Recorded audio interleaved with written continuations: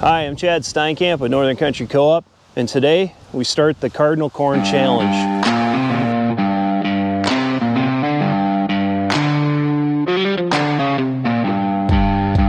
All right, so if some of you guys remember from last year, we did paint some corn out here to help us figure out how much this corn is growing on a day-by-day basis. We did that for 2 or 3 days, and we took some measurements out there, especially at this time of year, because the corn is really growing. And especially now in southern Minnesota, northern Iowa, where we got our rain last night. We had anywhere from a ½ an inch to over an inch, depending on where you're at. So the corn is really taking advantage of that moisture situation. So here's what we got started so far. We're going to actually do this in a couple different spots in this field. We are in one of the 34,000 blocks in on this test plot. We're going to, over there is the 38,000, and the 28,000 is just to the south of us. So we got 3 of the 4 populations painted, and we're going to just see if there is any differences with the different populations. Now the 38,000 definitely has got a lot more height than this 34, and the 28 is even a little bit shorter. That has more to do with plant spacing, and the more plants, the more congestion. They're all going to be fighting for the same thing, sunlight up in the sky.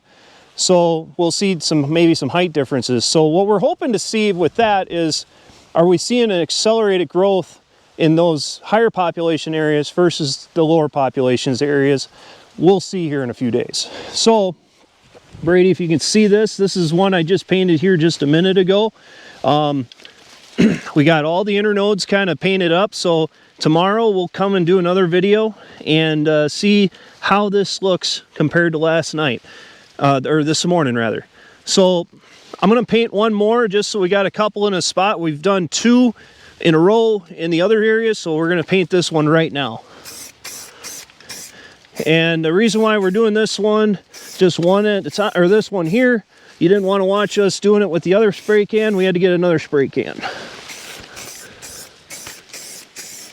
So I'm making sure that we're getting every surface that I can see with a nice even coat.